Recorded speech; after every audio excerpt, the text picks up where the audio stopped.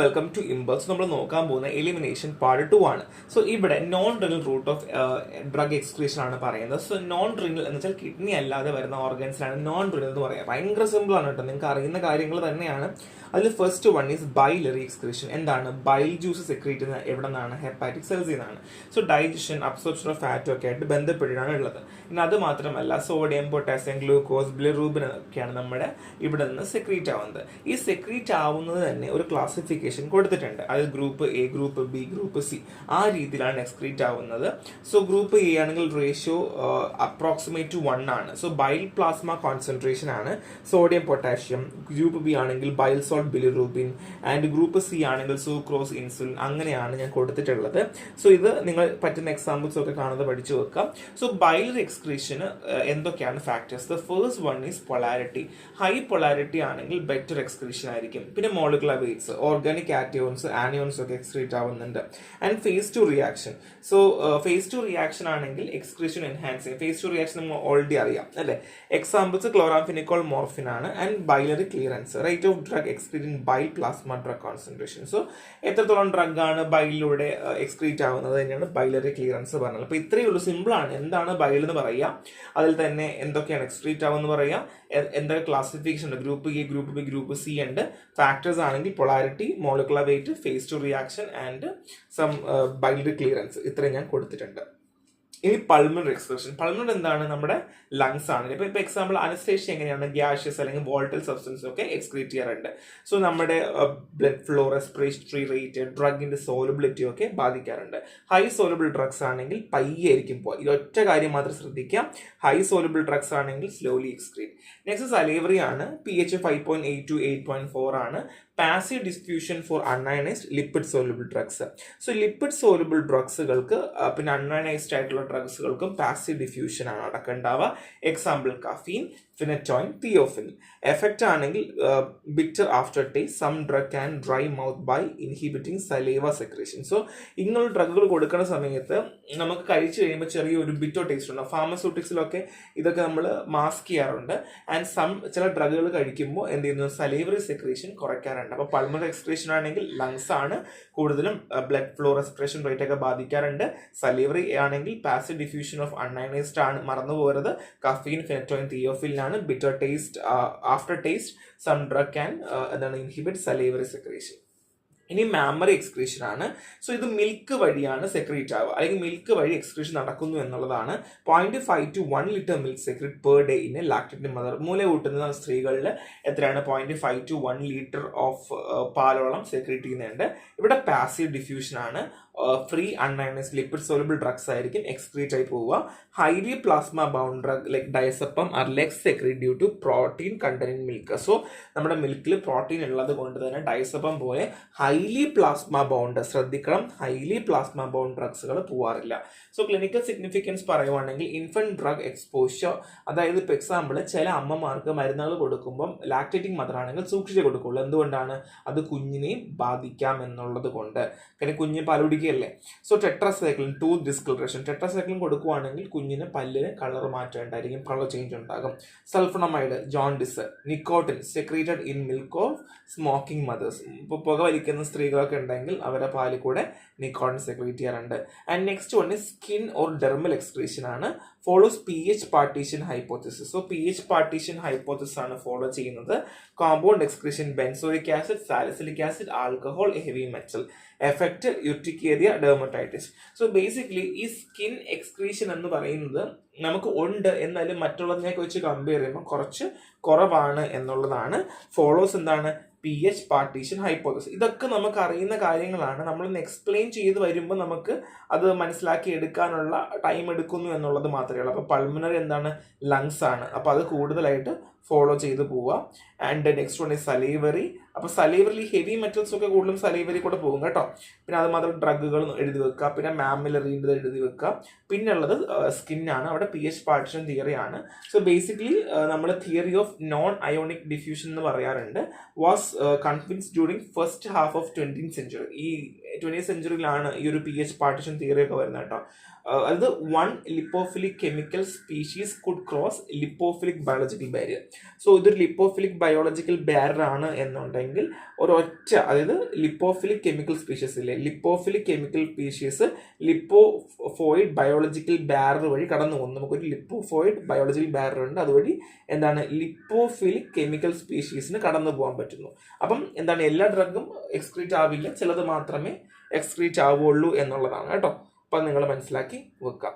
ഇനി GIT excretion നമുക്കറിയാമല്ലോ, parallel administration ഒക്കെ ശേഷമാണ് GIT എക്സ്ക്രീഷൻ നടക്കേണ്ടാവുക. Ionised water soluble form of weak acid or bases excreted. So nicotine, quinine ഒക്കെയാണ് example വരുന്നത്. Drug excrete in GIT may undergo reabsorption and recycling. So നമ്മൾ GIT കൂടെയാണ് excretion നടക്കണമെങ്കിൽ ഈ ഡ്രഗിൽ തിരിച്ച് നമ്മുടെ വയറ്റിലേക്ക് വീണ്ടും റീഅബ്സോർബ് ചെയ്യാറുണ്ട് എന്നുള്ളതാണ്. Next one is genital excretion ആണ്.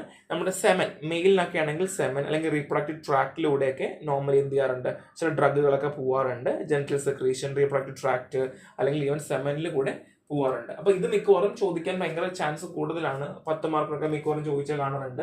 അത് മാത്രമല്ല, ഇതിന്റെ കൂടെ എന്ത് പഠിക്കണം, കോമ്പറ്റേറ്റീവ് എക്സാംസിനൊക്കെ ഒരുപാട് ഡ്രഗ്സുകൾ ചോദിക്കാൻ ചാൻസ് ഉണ്ട്. ആ എക്സാമ്പിൾസ് ഒക്കെ നോക്കി വെക്കുക. ആൻഡ് കൺക്ലൂഷൻ ഞാൻ കൊടുത്തിട്ടുണ്ട്. നോൺ ഡ്രിൽ റൂട്ട് എന്ന് പറയുമ്പോൾ എന്താണ്, ഡ്രഗിലേക്ക് എസ്പെഷ്യലി ലിപ്പോഫിലിക്, മിക്കവാറും എല്ലാം ലിപ്പോഫിലിക് വോളറ്റൈൽ കോൺജുഗേറ്റ് കോമ്പൗണ്ട്സ് ആയിരിക്കും മിക്കവാറും എല്ലാം. നിങ്ങൾക്ക് മറന്നു പോവുകയാണെങ്കിൽ, ഡിഗ്രിക്കാരൊക്കെ മറന്നു പോവുകയാണെങ്കിൽ ഇത് പഠിച്ചു വെക്കുക. ലിപ്പോഫിലിക് വോളറ്റൈൽ കോൺജുഗേറ്റ് കോമ്പൗണ്ട്സ്, ഇത് തന്നെ നമുക്ക് അങ്ങോട്ടും ഇങ്ങോട്ടും എഴുതിയൊക്കെ വെക്കാനായിട്ട് പറ്റും. ഇനി നമ്മൾ പറയാൻ പോകുന്ന bio availability and bio equivalence ആണ്. എന്താണ് ബയോ അവൈലബിലിറ്റി, ബയോ ഇക്വലൻസ്? ഭയങ്കര സിമ്പിൾ ആണ്. The therapeutic effectiveness of a drug depending upon the ability of dose from to deliver the medication to its site of action at a rate of amount sufficient to elicit the desired pharmacological response. So നമുക്ക് therapeutic efficacy, അല്ലെങ്കിൽ നമുക്ക് ഒരാൾക്ക് അസുഖം മാറുന്നുണ്ട്, ഈ മരുന്ന് കൊടുത്താൽ അസുഖം മാറും എന്ന് പറയുന്നത് എപ്പോഴാണ്, ആ ഡ്രഗ് നമ്മൾ കൊടുത്ത ഭാഗത്ത് അബ്സോർബ് ചെയ്ത് അയാളുടെ ബോഡിയിലേക്ക് എത്തി അത് നമ്മുടെ അസുഖം കുറയ്ക്കുന്നത് വരെ അല്ലേ.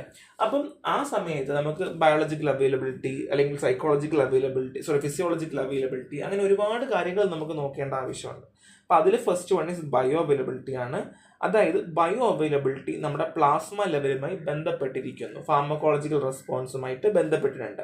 എത്രത്തോളം മരുന്നാണോ, the rate of absorption is important when a rapid onset of action is needed. നിങ്ങൾക്ക് പെട്ടെന്നാണ്, ക്വിക്കായിട്ട് നമുക്കൊരു ആക്ഷൻ വേണം. അപ്പം നമുക്ക് എന്താണ്, റേറ്റ് ഓഫ് അബ്സോർപ്ഷൻ എന്ന് പറയുന്നത് ഇമ്പോർട്ടൻ്റ് ആണ്. ഇപ്പം റേറ്റ് ഓഫ് അബ്സോർപ്ഷൻ കുറയുവാണെങ്കിൽ ആക്ഷൻ എന്ത് ചെയ്യും, അതും കുറയും.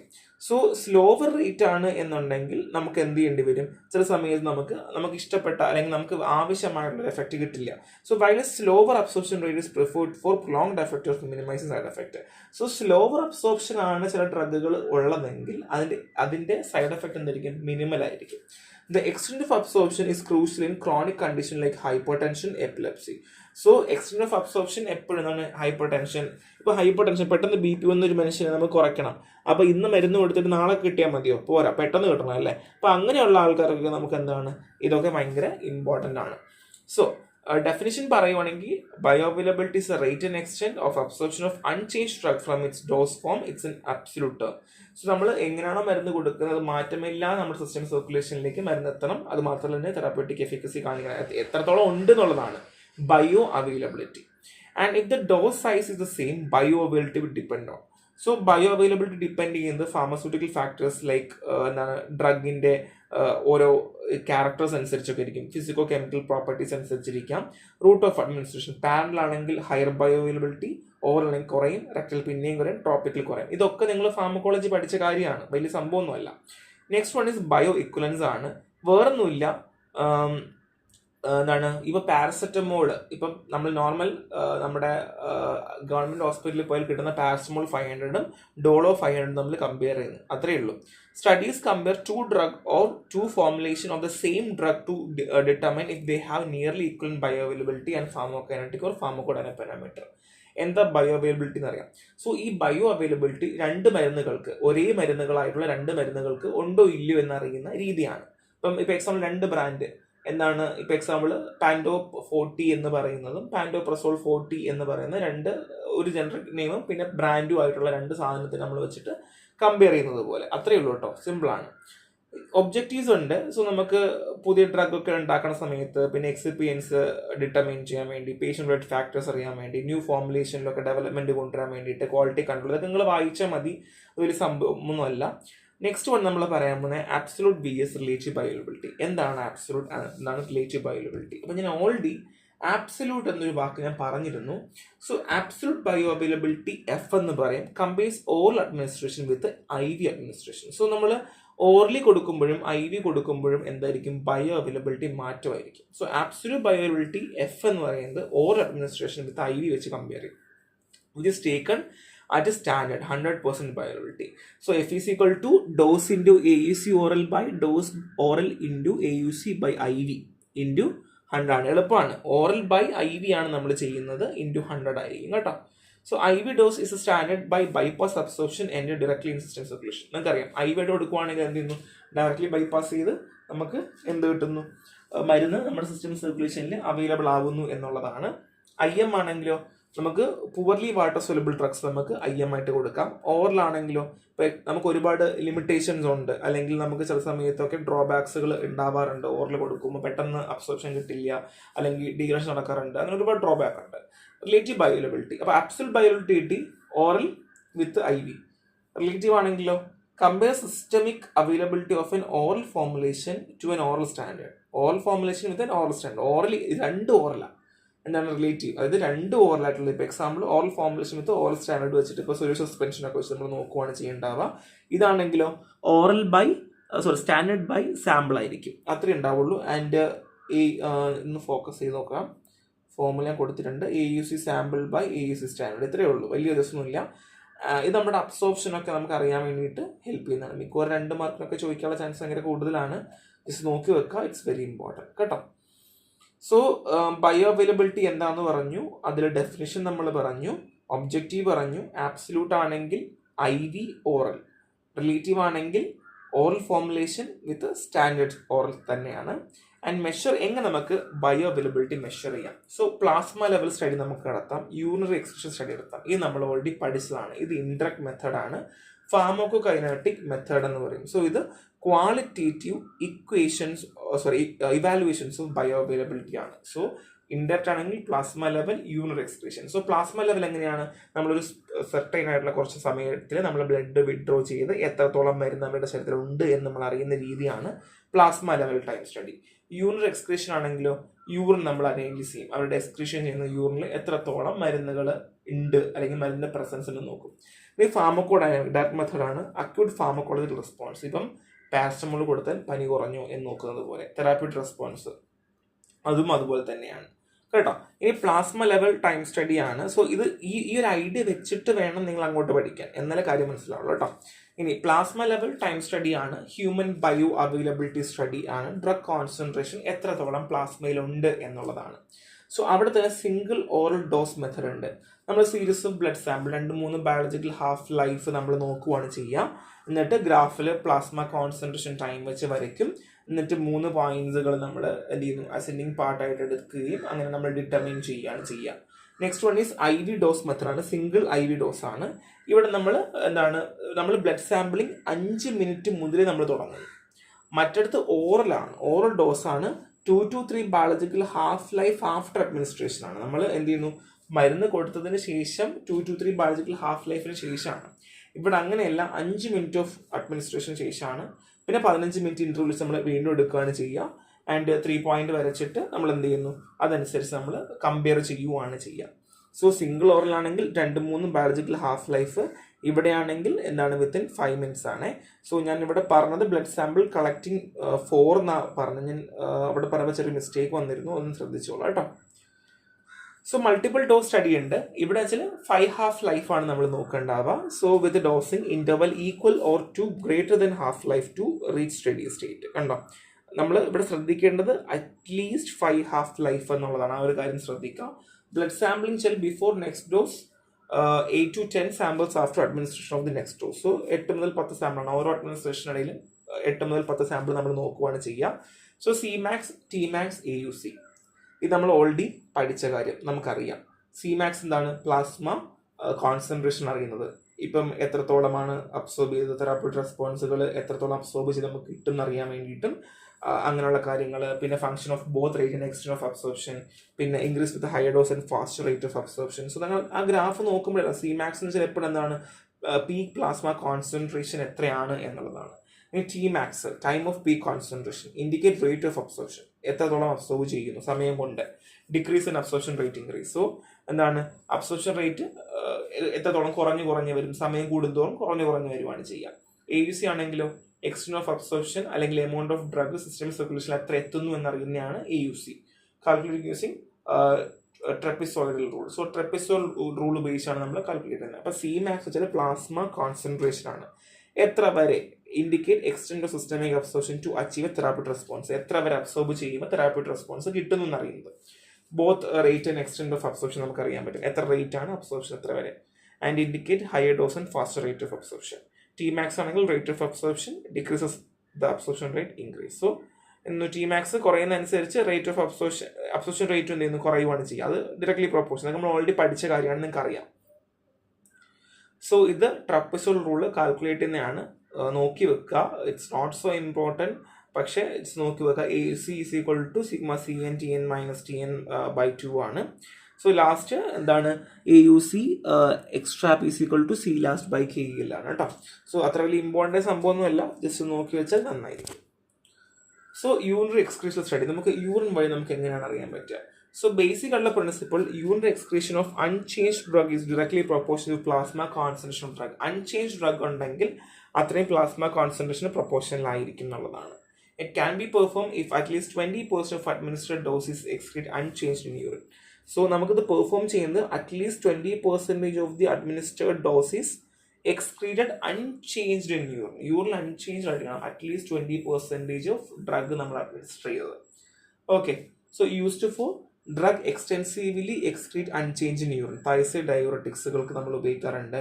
പിന്നെ അത് മാത്രമല്ല യൂറിനറി ആന്റിസെപ്റ്റിക് ലൈക്ക് നൈട്രോഫ്യൂറൻഡോയിൻ ഒക്കെ നമുക്ക് ഹെൽപ്പ് ചെയ്യാം, drug with urine as the site of action. So നമ്മൾ യൂറിൻ സൈറ്റ് ഓഫ് ആക്ഷനിലൊക്കെ ലൈക്ക് നൈട്രോഫ്യൂറൻഡോയിൻ പോലുള്ള ഡ്രഗ്സിനൊക്കെ ഒരുപാട് നമുക്ക് എക്സാമ്പിൾസ് ആയിട്ട് ഉപയോഗിക്കാൻ പറ്റും. ഇവിടെ നമ്മൾ ഓരോ 7 ഹാഫ് ലൈഫിലായിരിക്കും യൂറിൻ എടുക്കേണ്ടാവുക. Analysis of unchanged drug in collected samples. So നമ്മൾ നോക്കും എത്രത്തോളം അൺചേഞ്ച്ഡ് ഡ്രഗ് ഉണ്ട് എന്നുള്ളത്. എന്നിട്ട് നമ്മൾ ഓരോ ഇന്റർവെൽ നമ്മൾ അറിയുകയാണ് ചെയ്യേണ്ടാവുക. ക്രൈറ്റീരിയ ഉണ്ട്, total emptifying of bladder at each sample collection. ഓരോ സാമ്പിൾ കളക്ഷൻ നമ്മൾ എന്ത് ചെയ്യണം, എംപ്റ്റിഫൈ ചെയ്യിപ്പിക്കണം. എന്നിട്ട് ഫ്രീക്വൻസി നമ്മൾ നോക്കേണ്ട അത്യാവശ്യമാണ്. And fraction external unchanged urine must be remain consistent. ഈ അൺചേഞ്ച് ആയിട്ടുള്ളത് കോൺസ്റ്റന്റ് ആയിരിക്കണം എന്നുള്ളതാണ്. സോ പാരാമീറ്റേഴ്സ് പറയുന്നുണ്ട്, നിങ്ങളത് വായിച്ചു നോക്കണം, നിർബന്ധമാണ്. dxu/dt മാക്സ് ആണ്, maximum urinary excretion rate obtain from the peak of excretion rate vs midpoint time float. And TU max ആണെങ്കിൽ time of maximum excretion rate analog to T max of plasma date, and XU ആണെങ്കിൽ cumulative amount of drug excretion. അതായത് time നമുക്ക് എത്രത്തോളം വരെ നമുക്ക് plasma data നമുക്ക് കിട്ടുന്നു, അതുമാത്രമല്ല അതിൻ്റെ കൂടെ എത്രത്തോളം യൂറിനകത്ത് തന്നെ എമൗണ്ട് പ്രസൻസ് ഉണ്ട് എന്നുള്ളതാണ്. So bioavailability for equation for single dose study ആണെങ്കിൽ FR is equal to XU oral into DIV and XU IV into D oral. So basically എത്ര നമ്മൾ dose of oral and dose of IV നമ്മൾ അറിയേണ്ടത് അത്യാവശ്യമാണ്. So major parameters അത്ര വലിയ important അല്ല, എന്നാലും ഒന്ന് നോക്കി പോവാം കേട്ടോ. So acute pharmacological response method ഇവിടെ എങ്ങനെയാണെന്ന് വെച്ച് കഴിഞ്ഞാൽ ഫാർമക്കോ കൈനറ്റിക് മെത്തേഡ്സുകൾ നമുക്ക് ഡിഫിക്കൽട്ടാണ് കണ്ടുപിടിക്കുക. ഇപ്പം അബ്സോർപ്ഷൻ എത്ര, ഡിസ്ട്രിബ്യൂഷൻ എങ്ങനെ കണ്ടുപിടിക്കാൻ നമുക്ക് പ്രശ്നമാണ്. എന്നാൽ നമുക്ക് ഫാർമക്കോളജിക്കൽ റെസ്പോൺസ് നമുക്ക് നോക്കാം. ഇപ്പം ECG, EEG, പ്യൂപ്പിൾ ഡയമീറ്റർ പോലുള്ള റെസ്പോൺസുകൾ നോക്കിക്കൊണ്ട് നമുക്ക് ചെയ്യാനായിട്ട് കണ്ടുപിടിക്കാൻ ഭയങ്കര എളുപ്പമാണ്. So pharmacological effect time curve and dose response graph നമുക്ക് വരയ്ക്കേണ്ടത് അത്യാവശ്യമാണ്. അതിനുശേഷം അറ്റ്ലീസ്റ്റ് 3 ബയോളജിക്കൽ ഹാഫ് ലൈഫ് നമ്മൾ എസ്റ്റിമേറ്റ് ചെയ്യണം ടു എസ്റ്റിമേറ്റ് AUC എസ്റ്റിമേറ്റ് ചെയ്യാൻ വേണ്ടി 3 ബയോളജിക്കൽ ഹാഫ് ലൈഫ് കഴിഞ്ഞിട്ട് നമ്മൾ മെഷർ ചെയ്ത് തുടങ്ങുന്നുണ്ടാവുക. സോ ഡിസഡ്വാൻറ്റേജ് ഫാർമക്കോളജി റെസ്പോൺസ് മാറിക്കൊണ്ടേയിരിക്കും, എല്ലാവർക്കും ഒരുപോലെ അല്ല ഉണ്ടാവുക. പിന്നെ അത് മാത്രമല്ല difficult correlation between measured response and drug availability. So എന്താണ് നമുക്ക് കോറിലേറ്റ് ചെയ്യാൻ പറ്റില്ല, കാരണം മെഷേർഡ് റെസ്പോൺസും ഡ്രഗ് അവൈലബിലിറ്റി എത്രയാണ് നമുക്ക് അറിയാൻ പറ്റുമോ? നമുക്ക് കിട്ടിയ റെസ്പോൺസ് അനുസരിച്ച് എത്ര ഡ്രഗ് അവിടെ ഉണ്ടെങ്കിൽ നമുക്ക് പറയാൻ പറ്റുമോ? ഇല്ല. അതുമാത്രമല്ല ആക്റ്റീവ് മെറ്റബോളൈറ്റ്സിന്റെ ഇൻഫ്ലുവൻസ് ഉണ്ടാവാനുള്ള ചാൻസ് കൂടുതലാണ്. സിമ്പിളാണ്, ഒന്നുമില്ല, നിങ്ങൾക്ക് വായിച്ച് തന്നെ മനസ്സിലാവുന്നുള്ളതേ ഉള്ളൂ, ഒറ്റ ക്ലാസ്സിൽ തന്നെ കാര്യം മനസ്സിലാവും. Next one is therapeutic response മെത്തഡാണ്. This method observe the clinical response in patient receiving the drug. So ആർക്കാണോ മരുന്ന് കിട്ടുന്നത് അവർ ക്ലിനിക്കൽ റെസ്പോൺസ് എങ്ങനെയാണ് എന്നുള്ളതാണ്. പക്ഷെ ഒരുപാട് ഡ്രോബാക്ക് ഉണ്ട് കേട്ടോ. അത് ലോങ് ടേം ആയിട്ട് നമുക്ക് നോക്കേണ്ടി വരും. നമുക്ക് കറക്റ്റ് റെസ്പോൺസ് കിട്ടണ നിർബന്ധമില്ല. ക്രോസ് ഓവർ ഡിസൈൻസിലൊക്കെ നമുക്ക് യൂഷ്വലി കണ്ടക്ട് ചെയ്യേണ്ടി വരും. സിംഗിൾ ഡോസ് അഡ്മിനിസ്ട്രേഷൻ ലിമിറ്റ് ആണ്, ലിമിറ്റഡ് ആക്സസ് ആണ്. നമുക്ക് എപ്പോഴും നമുക്ക് നോക്കുമ്പോൾ ലോങ്ങർ റെജിമിനൊക്കെയാണ് നമുക്ക് പിന്നെ അറിയാൻ പറ്റും. പിന്നെ ഡ്രഗ് ഇന്ററാക്ഷൻ ഒക്കെ റിസൾട്ടിനെ മാറ്റം വരുത്താം. സോ തെറാപ്യൂട്ടിക് റെസ്പോൺസ് മെത്തേഡ് നമ്മൾ നോക്കാറില്ല. ഇപ്പൊ എക്സാമ്പിൾ തന്നെ പറയുവാണെങ്കിൽ ഇപ്പൊ TB ഇപ്പൊ ഒരു TB പോലുള്ള അസുഖങ്ങളൊക്കെ നമ്മൾ എങ്ങനെയാണ് 6 മാസം കൊണ്ട് നമ്മൾ നോക്കുവാണ്. പക്ഷെ 6 മാസം കൊണ്ട് അസുഖം കുറയുന്നു എന്ന് നമ്മൾ പറയുന്നു. പക്ഷെ അത് കുറയുമെങ്കിലും അവിടെയും പിന്നെ നമുക്ക് എന്താണ് ഈ റെസ്പോൺസ് ചിലപ്പോൾ ലോങ് ടേം ആണ്. നമുക്ക് എപ്പോഴാണ് കുറയുക? ചില ആൾക്കാർക്ക് ആദ്യമേ കുറയാം, ചില പിന്നെ കുറയാം. അപ്പം പുവർ ക്വാണ്ടിഫിക്കേഷൻ എന്ന് പറഞ്ഞ ഈ ഒബ്സർവ് ചെയ്ത് നമ്മൾ നോക്കേണ്ടത് ഭയങ്കര പാടാണ്. ഇപ്പം എക്സാമ്പിൾ വയറുവേദന വന്നു, 2 ദിവസമായിട്ട് വയറുവേദന ഉണ്ട്. അപ്പം നമ്മൾ നോക്കുവാണ് വയറുവേദന കുറയുന്നുണ്ടോ ആ ഒരു പരിപാടി. അപ്പം ഇച്ചിരി മെനക്കെട്ട പരിപാടിയാണ് എന്നുള്ളതാണ് കേട്ടോ. എളുപ്പമാണൊന്നുമില്ല. സോ ഇത്രയും കാര്യങ്ങൾ ഭയങ്കര സിമ്പിൾ നമുക്ക് മനസ്സിലാക്കാൻ പറ്റും. ഇനിയുള്ള കാര്യങ്ങളൊക്കെ ഭയങ്കര ഇമ്പോർട്ടൻ്റ് ആണ്. In vitro drug dissolution testing method.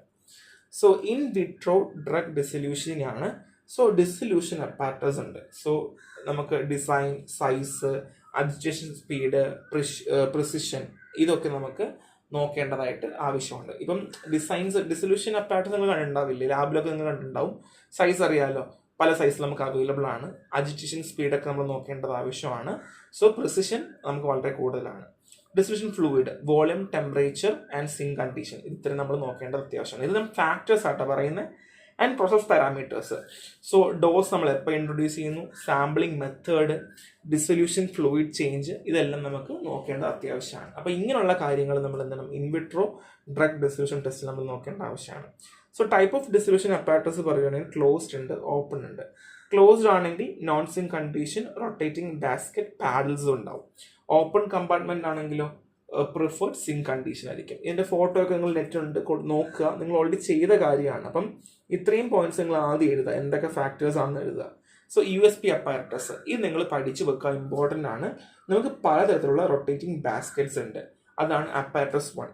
Cylindrical basket rotates inside A beaker. ഒരു ബീക്കറിനകത്ത് ഒരു ഗ്യാസ്കറ്റ് കിടന്ന് ഇങ്ങനെ കറങ്ങിക്കൊണ്ടേയിരിക്കും. സോ നമ്മുടെ വയറിനകത്ത് എങ്ങനെയാണോ ഒരു മരുന്ന് കൊടുക്കുമ്പോൾ നമ്മൾ അബ്സോർബ് ചെയ്യുന്നത്, അതെങ്ങനെയാണ് absorbing in the sense more over dissolution എങ്ങനെ നടക്കുന്നു എന്നുള്ളതാണ് നമ്മൾ അറിയുന്നത്. ഇപ്പം ഒരു പാരസ്റ്റമോളിന്റെ ഗുളിക എടുത്താൽ അത് ഫുള്ളി ഡിസൊല്യൂട്ട് ചെയ്ത് ആ ഫ്ലൂയിഡിലേക്ക് എത്രത്തോളം ആവുന്നു, അത് അബ്സോർപ്ഷൻ അവൈലബിൾ ആക്കുന്നു എന്നറിയുന്ന രീതിയാണ് നമ്മൾ ഈ ഒരു ഇൻവിട്രോ ഡ്രഗ് ഡിസൊല്യൂഷൻ സ്റ്റഡി നടത്തുന്നത്. റൊട്ടേറ്റിംഗ് പാഡൽ 2 അപ്പാരറ്റസ് 2 ആണ്. So paddle stir dissolution fluids. So paddle stir ആയിക്കൊണ്ടിരിക്കുന്നു. റെസിപ്രോക്കൽ ആണെങ്കിലോ കൺട്രോൾ റിലീസ് ഫോർമുലേഷൻ ആയിരിക്കും. ഫ്ലോ ത്രൂ സെൽ ആണെങ്കിൽ continuous dissolution medium replenishment. Paddle over disc ആണെങ്കിൽ ട്രാൻസ്ഡെർമൽ പ്രൊഡക്റ്റ്. സിലിണ്ടറിക്കൽ അപ്പാരറ്റസ് ആണെങ്കിൽ transdermal product evaluation ആണ്. അപ്പം different ആയിട്ടുള്ള USP അപ്പാരറ്റസ് ആണ്. സോ നിങ്ങൾ ഡിഗ്രിക്കാർ അപ്പാരറ്റസ് 1, 2, 3, 4 എന്ന് പഠിക്കുക. അല്ലാതെ നമ്മുടെ GPAT കോമ്പറ്റേറ്റീവ് എക്സാം ആണെങ്കിൽ റോട്ടറി ബാസ്ക്കറ്റ്, റോട്ടറി പാഡിൽ, റെസിപ്രോക്കൽ സിലിണ്ടർ അങ്ങനെ തന്നെ പഠിക്കുക. Number of dose unit tested കൊടുത്തിട്ടുണ്ട്. 6, 6, 12 ആണ്. സോ അക്സെപ്റ്റഡ് ക്രൈറ്റീരിയ ഉണ്ട്. 6 ആണെങ്കിൽ നോട്ട് യൂൺ ലെസ് ദാൻ Q+5%. പിന്നെ ആവറേജ്, പിന്നെ 50%, പിന്നെ -25%, അങ്ങനെ ഞാൻ കൊടുത്തിട്ടുണ്ട്. സോ ഇത് ഡിസൊല്യൂഷൻ അക്സെപ്റ്റ് ക്രൈറ്റീരിയ ആണ്. പഠിക്കാൻ പറ്റുന്നവർ പഠിക്കുക, ഇല്ലാത്തവർ വിട്ടേക്കാം. ഇത്രയേ ഉള്ളൂ. നമ്മൾ നമ്മൾ ഹ്യൂമനിലൊന്നും പഠിക്കാതെ ഒരു ക്ലിനിക്കൽ അല്ലെങ്കിൽ ഒരു ലബോറട്ടറിക്കകത്ത് നമ്മൾ പഠിക്കുന്ന കാര്യമാണ് ഇൻവിട്രോ ഡിസൊല്യൂഷൻ ടെസ്റ്റിംഗ് മോഡൽ. അത്രയേ ഉള്ളൂ. ഒരൊറ്റ കാര്യം മാത്രം മനസ്സിലാക്കാം. ഇനി IVC ആണ്, in vitro in vivo correlation. So IVC ensure reproducibility of biological response by correlating in vitro dissolution with in vitro bioavailability.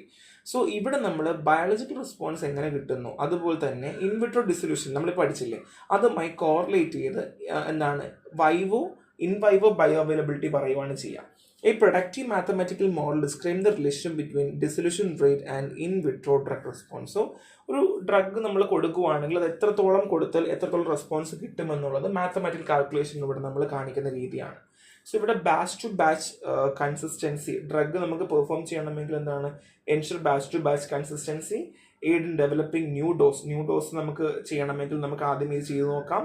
പിന്നെ വാലിഡേറ്റ് ചെയ്യാൻ പറ്റും എത്രയായിരിക്കും പെർഫോമൻസ്, അത് ഇൻവൈവോയിൽ എങ്ങനെയാണ് പെർഫോമൻസ് കാണിക്കുക എന്നൊക്കെ അറിയാൻ വേണ്ടിയിട്ട് ഇൻവിട്രോ ഇൻവൈവോ കോറിലേഷൻ നമുക്ക് നല്ലതാണ്.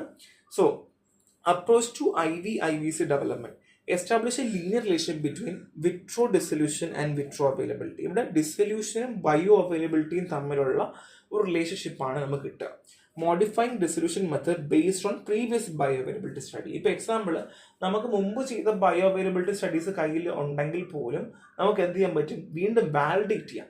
വാലിഡേറ്റ് ചെയ്യുന്നതിന്റെ കൂടെ തന്നെ മോഡിഫൈ ചെയ്യാനുള്ള ഒരു ഓപ്ഷനും കൂടെ നമുക്ക് ഉണ്ട് എന്നുള്ളതാണ്. ഇനി കോറിലേഷൻ IVC ആണ് മിക്കവാറും ക്വസ്റ്റ്യൻ ചോദിച്ച് കാണുന്നുണ്ട്. സോ നമ്മൾ correlation based on different data source, plasma level data. So linear relationship between dissolution parameters and plasma level data. So ഇവിടെ നമ്മൾ എന്താണ് ഡിസൊല്യൂഷൻ നോക്കുന്നതും അല്ലെങ്കിൽ പ്ലാസ്മ എന്ന് പറയുന്നത് ഇത് രണ്ടും കൂടെ ചേർന്നിട്ടാണ്. ഇപ്പൊ ഡിസൊല്യൂഷൻ പ്രോപ്പറായി നടന്നാൽ മാത്രമേ അബ്സോർബ് ചെയ്ത് പ്ലാസ്മയിൽ നമുക്ക് ഡ്രഗ് അവൈലബിൾ ആവുകയുള്ളൂ, അല്ലേ? Next urine excretion data. Dissolution parameters are correlated to amount of drug excrete unchanged in urine, cumulative drug excrete over time. So എത്രത്തോളം അൺചേഞ്ച് ഡ്രഗ് നമ്മുടെ യൂറിനിലുണ്ട് എന്നുള്ളത് വെച്ചിട്ട് നമുക്ക് എന്ത് ചെയ്യാൻ പറ്റും, നമുക്ക് ഡേറ്റ കോറിലേറ്റ് ചെയ്യാൻ പറ്റും. ഇനി ഫാർമക്കോളജി റെസ്പോൺസ്. ഇപ്പൊ എക്സാമ്പിൾ പറയാൻ റെസ്പോൺസ് ഇപ്പം LD15 ആനിമലിൽ എത്ര ഡോസ് കൊടുത്താൽ ആ ചത്തുപോകുന്നു, അങ്ങനെ ആ relate to dissolution parameter. So എത്ര കൊടുത്താൽ അത് LD50 അറിയില്ല, ലീതൽ ഡോസ് 50 ആണ്. നമ്മൾ എത്ര ഡോസ് കൊടുക്കുമ്പോൾ അത് ഡെഡായി പോകുന്നു.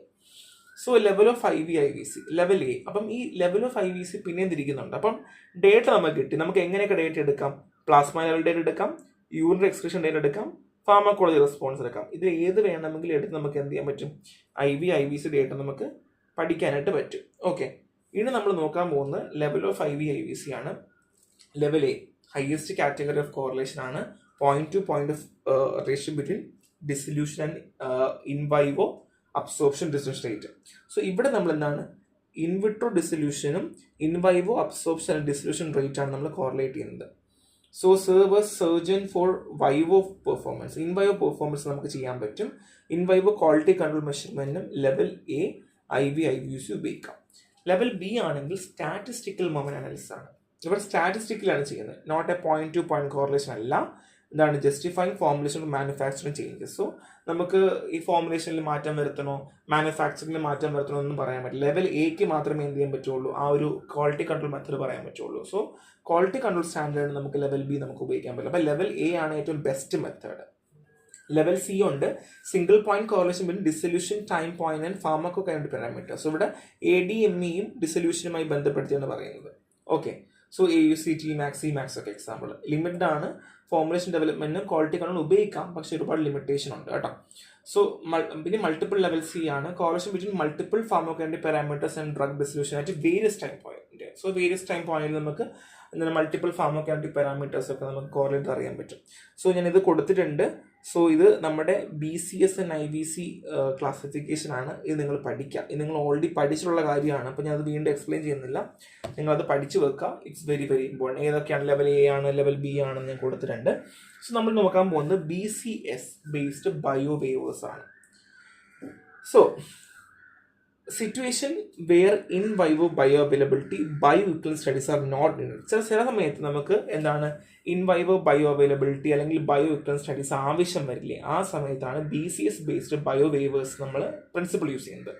So rapid and similar dissolution. So നമ്മൾ ഡിസൊല്യൂഷനിൽ എങ്ങനെയാണോ അതുപോലെ തന്നെയാണ്. വൈഡ് തെറാപ്യൂട്ടിക് വിൻഡോ ആണ്. High soluble and permeability, use for excipient with no impact on drug absorption. Okay, so ഇവിടെ നിങ്ങൾ BCS ക്ലാസിഫിക്കേഷൻ നോക്കിയാൽ മതി കേട്ടോ. The BCS determine likelihood of IVC. BCS drug classification for external place product. So external place പ്രൊഡക്റ്റിനെയാണ് ഞാൻ കൊടുത്തിട്ടുള്ളത്. So bio pharmaceutical classification system. ഒരു drug എത്രത്തോളം പെർമിയബിലിറ്റി ആൻഡ് എത്രത്തോളം നമുക്ക് എന്താണ് ഡ്രഗ് പെർമിയബിൾ ആവുന്നു, കയറി പോകുന്നു എന്നൊക്കെ അറിയാൻ വേണ്ടി നമ്മൾ ഹെൽപ്പ് ചെയ്യുന്നതാണ്. So next bio equivalent study ആണ്. ബയോ ഇക്വലന്റ് സ്റ്റഡി നമ്മൾ പഠിക്കേണ്ട ആവശ്യം എന്താണ്, നമുക്ക് ഓൾറെഡി അറിയാം രണ്ട് ഡ്രഗ് ഒരേപോലെയുള്ള ആക്ഷൻ ഉണ്ടോ ഇല്ലയോ എന്ന് അറിയേണ്ടതാണ് അല്ലേ. അപ്പോൾ ഓൾട്ടർനേറ്റ് ഡ്രഗ് നമ്മൾ കൊടുക്കുവാണെങ്കിൽ പോലും അത് നല്ലതാണോ ചീത്തയാണോ എന്ന് അറിയേണ്ടത് ആവശ്യമാണ് അല്ലേ. So type of bio ഇക്വലൻസ്, chemical ഇക്വലൻസ്. So chemical ingredient ഒരേപോലെ സെയിം ആണെന്ന് അറിയാം. ഫാർമസ്യൂട്ടിക്കൽ ഇക്വലൻസ്, ഇപ്പം ഞാൻ നേരത്തെ പറഞ്ഞ പോലെ Dolo, Calpol. Therapeutic ഇക്വലൻസ്, 2 or more products have the same therapeutic effect and control the disease equally. ഇപ്പോൾ എക്സാമ്പിൾ NSAID ibuprofen, പിന്നെ എന്താണ് നമുക്ക് പാരസ്റ്റമോള്, ഇൻഡോമെത്തസിൻ എന്ന് പറയുന്നത് പോലെ നമുക്ക് വേദനയ്ക്ക് കൊടുക്കാം, ഇതിൽ ഏത് വേണമെങ്കിലും കൊടുക്കാം. അങ്ങനെയാണ് തെറാപ്യൂട്ടിക് ഇക്വലൻസ് ആയിരിക്കും. ഓക്കെ, അപ്പം ഇത് മറന്നു പോകരുത്, നമുക്ക് അങ്ങോട്ട് ഉപയോഗമുള്ളതാണ്. Chemical equivalence, pharmaceutical equivalence, therapeutic equivalence, very very important. Type of bio equivalence study, in vivo study already നമുക്കറിയാം, ഇൻ വിട്രോ സ്റ്റഡി നമുക്കറിയാം. ഇൻ വൈവോ എന്താണ്?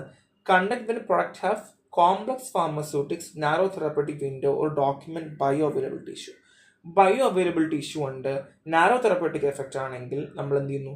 ഇൻ വിട്രോ സ്റ്റഡീസ് ആണ് കൂടുതലും പ്രിഫർ ചെയ്യുക, സോറി ഇൻ വൈവോ.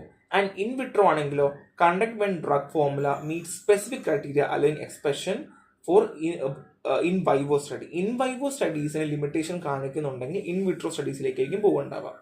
ഇനി ഇൻ വിട്രോ ബയോ ഇക്വലൻസ് സ്റ്റഡിയിൽ എങ്ങനെ ഇത് ഹെൽപ്പ് ചെയ്യുന്നു? So drug product different only in strength but meet all condition.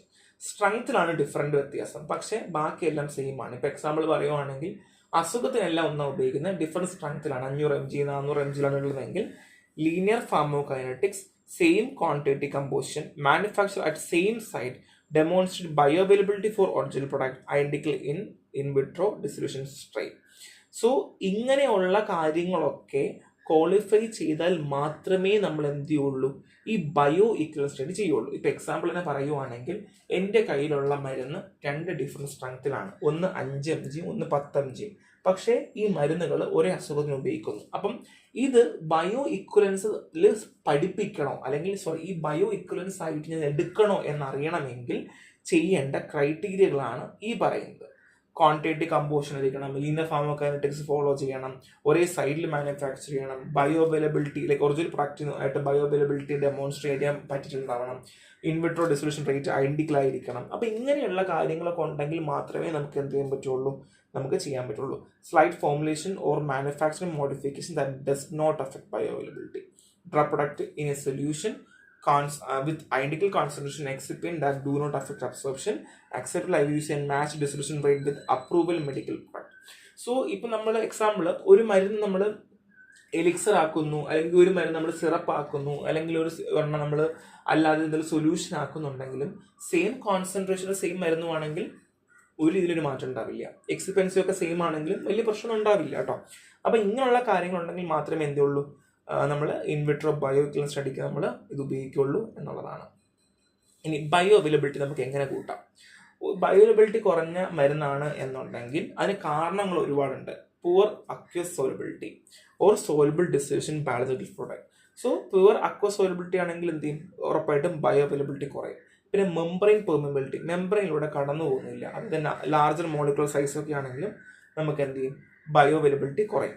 So ബീസിസ് classification കൊടുത്തിട്ടുണ്ട്, ഇത് നിങ്ങൾ എന്തായാലും പഠിക്കണം. നിങ്ങൾ ഓൾറെഡി പഠിച്ച കാര്യമാണ്, എന്നാലും പഠിക്കുക. എക്സാമ്പിൾസും കൊടുത്തിട്ടുണ്ട്. ആൻഡ് 1, 2, 3, 4 ആണ്. ആൻഡ് 1 ആണെങ്കിൽ ഹൈ, 2 ലോ, 3 ഹൈ, 4 ആണെങ്കിൽ low. So permeability high low എന്ന രീതിയിലാണ്. സോ നിങ്ങൾ എങ്ങനെയെങ്കിലും പഠിക്കുക, it's very very important. So absorption characters by BCS classification. So ഇത് നമ്മൾ ഓൾറെഡി നേരത്തെ പറഞ്ഞ സെയിം കേസ് തന്നെയാണ്. 1, 2, 3, 4, 5 അബ്സോർപ്ഷൻ ക്യാരക്ടേഴ്സ് കൊടുത്തിട്ടുണ്ട്. ഇവിടെ സോലബിലിറ്റി, പെർമിബിലിറ്റി, അബ്സോർപ്ഷൻ 3 ആയിട്ട് കൊടുത്തിട്ടുണ്ട്. അപ്പം നിങ്ങൾ ഒന്നെങ്കിൽ ഈ കോളം പഠിക്കുക, അപ്പോൾ നിങ്ങൾക്ക് ഇവിടെ എളുപ്പം ഉണ്ടായിരിക്കും കേട്ടോ. സിമ്പിൾ ആണ്, പക്ഷെ കുറച്ച് കൺഫ്യൂസിങ് ആണ്. നോട്ടും ക്ലാസ്സും കണ്ട് നോട്ടും കൂടെ വായിക്കുമ്പോൾ ഐഡിയ കിട്ടും. ഇതെല്ലാം ബേസിക്സ് തന്നെയാണ്, ഒരു വ്യത്യാസവും ഇല്ല. സോ നെക്സ്റ്റ് ക്ലാസ്സിൽ കാണാം. Thank you.